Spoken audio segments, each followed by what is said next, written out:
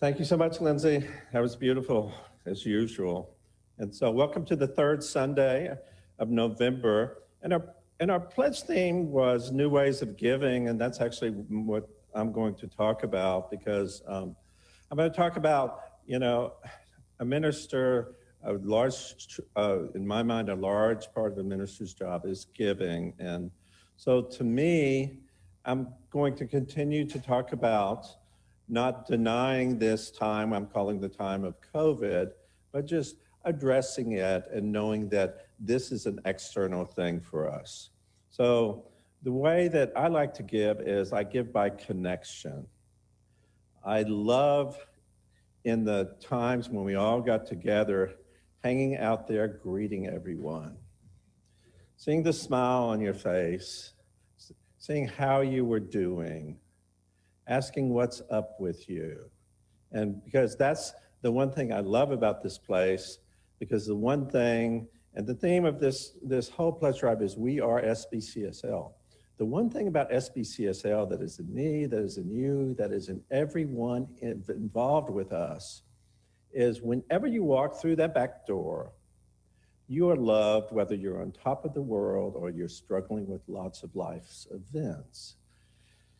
And you're giving a hug and a smile, and sometimes you need to talk, sometimes you don't need to talk, and you're left alone.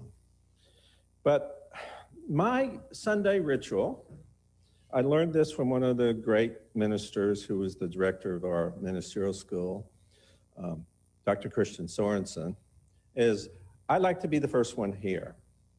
I like to open up the doors. I like to envision the consciousness that will happen on this great day of celebration. Now, I get here about 6:30. Dr. Christian gets in there, his place about 4:30, so I'm still got a ways to go to really do it earlier. But anyway, so my ways of giving before the service is checking in with you. And after the service, my ways of giving is to get your feedback, whether it's good feedback or saying, Michael, where did that come from? That really wasn't science of mind, or feedback, meaning that invocation really spoke to me, it really meant something to me. And in this time of COVID, in this time of more virtual, sometimes that's a little harder to get. The other way a minister gives and other people give is we teach. And this teaching experience, for me, it warms my heart on the first night. We come and sign up. People are paying for the classwork, getting their books. Someone's always bringing in this great food. And they're saying, oh my God, so-and-so makes the best brownies. I'm so glad you're in this class because I get good brownies all for 10 weeks.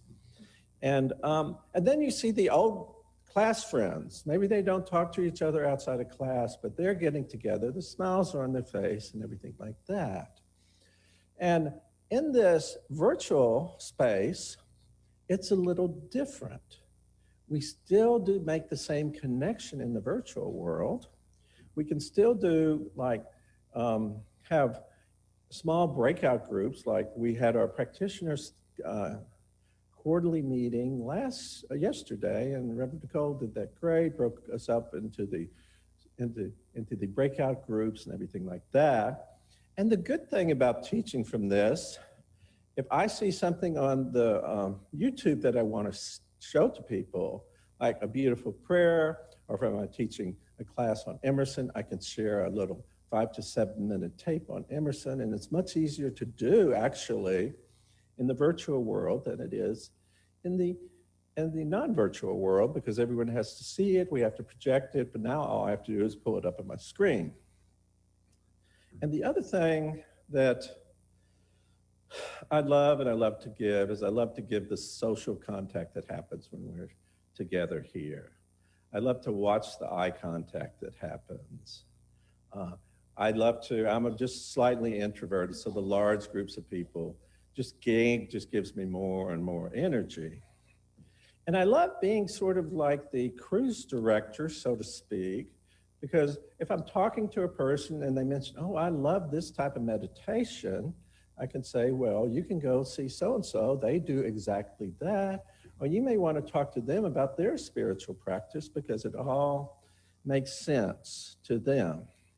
But this is where we end. We're in this time of COVID, and I think what it speaks to us, at least it speaks to me, is that's when we double down on our spiritual principles and double down on our philosophy, what we really believe.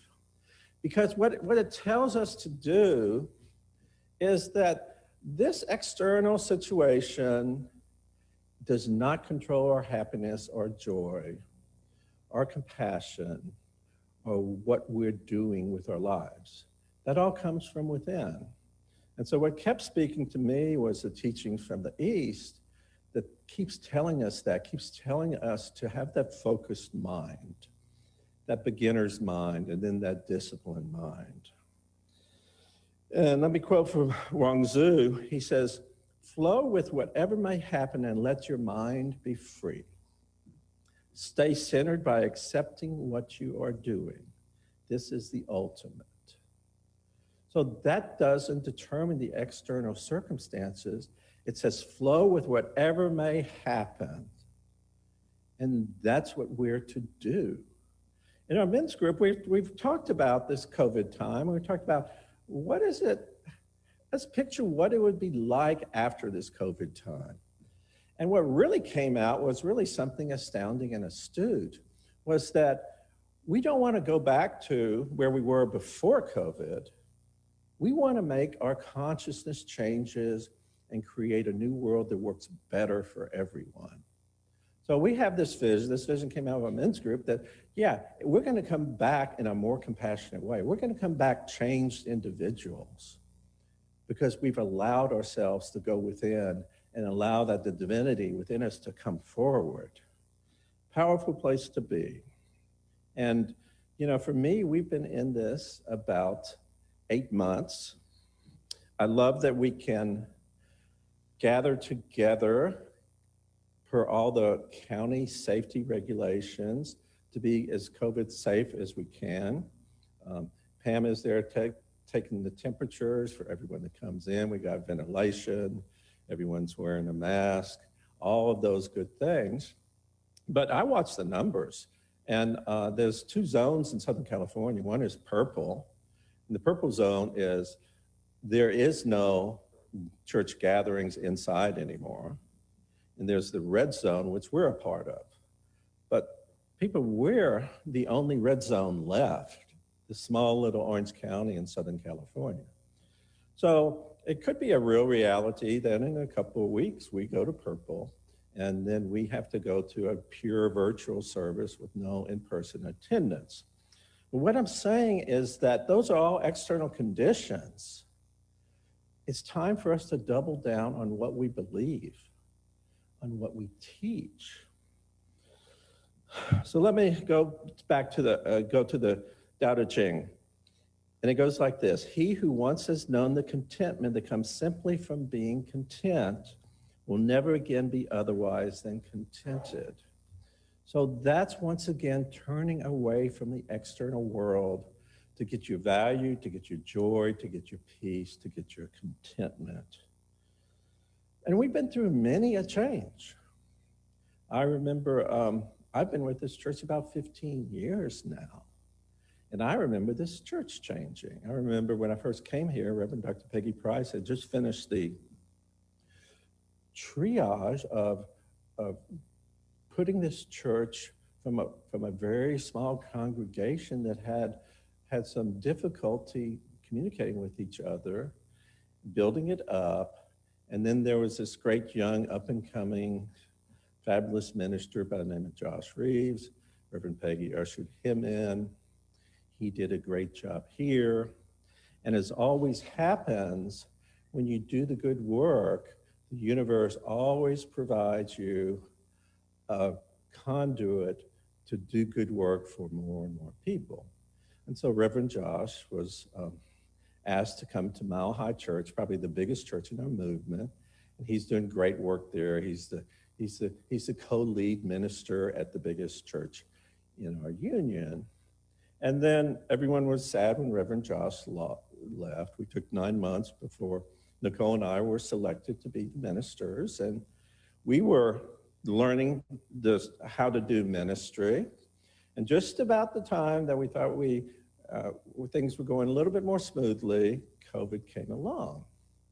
But the teachings of the East says that's all external. And the Tao Te Ching goes on to say, embrace simplicity. Be content with what you have and are, and no one can despoil you. And for me, my life is a lot more simple. I'm making my own food now. I'm making those comfort foods that I've had when I was young, like fried egg sandwiches and just rice with butter and salt and pepper on it. And, my favorite vegetables, which are very few, those of you who know me, and I never eat my non-favorite vegetables anymore. But anyway, that's simplicity. Asparagus, spinach,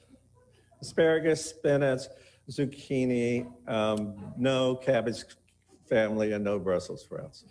No Brussels sprouts for sure. That would be like a PTSD experience for me.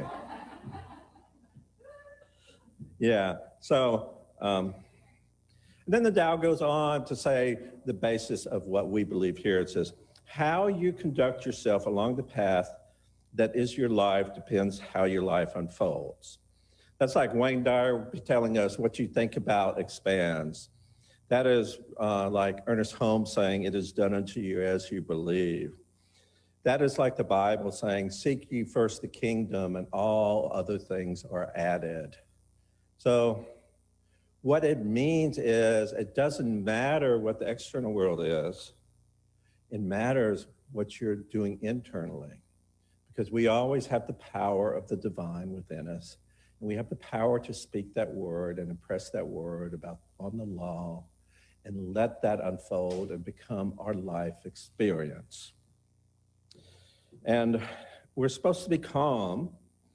The great teachers tell us to be calm in the midst of all this. Shunryu Suzuki says, to find perfect composure in the midst of change is to find nirvana. And Waku Doran says, when you can be calm in the midst of activity, this is the true state of nature. When you can be happy in the midst of hardship, then you see the true potential of the mind. You see, the world is busy, it's fleeting. It's not just this COVID time, it's always busy and fleeting. But when you look at nature, say in a very windy situation or a very rainy situation, you still see the insects and the bugs fleeting around, doing what they know to do, going to their essence of who they are and continuing to do what they need to do. So in mind, that's a perfect example for us. And the last quote I want to share with you is from Ernest Holmes, because he truly believes in an evolution of consciousness, and he truly tells us exactly what these teachings from the East tells us, is to go within, because there's a powerful good in the universe, and we can have that power, and we can use that power. And he says this, our part is to be ready and willing to be guided into truth and liberty. If in the making of a demonstration, and as a sidebar, what we call a demonstration, when we do affirmative prayer, things happen which we prayed for, we call that a demonstration. He goes on to say, it becomes necessary to change our mode of living. Then the law will point the way and we will follow. Our correct choice will be part of the working of the law. He goes on to say, all doubt and fear must go, and in their place must come faith and confidence, for we shall be led by the Spirit into all the good. So he's telling us with this evolution of consciousness, as the world is changing, we have to be ready to step into truth and liberty. Not the truth and the liberty of 100 years ago, not the truth and the liberty of 1 year ago. We have to be open at the top to understand what is ours to do in this very, very, very present situation. And I think if we follow this guidance, and that's my challenge to you, is be ready and willing to be guided into the truth and liberty that this time is showing you. And just like in our men's group came to the conclusion, if we do that, when we're through this COVID time, we won't be back to life as normal before it. We will have evolved into a new way of being, perhaps a little more gentler, perhaps a little more compassionate, perhaps a little more powerful. But as long as we continue to create our world from within, we're creating a world that is better for everyone. And it doesn't matter what the external world is doing. It really doesn't, because it's going to do what it's going to do. What matters is that we can turn within, take the power that's been given to us from the moment we came into this life experience, and experience the joy, the love, the compassion that is the divine inside of us. So that's my wish for you. That's my challenge for you. God bless you, and thank you.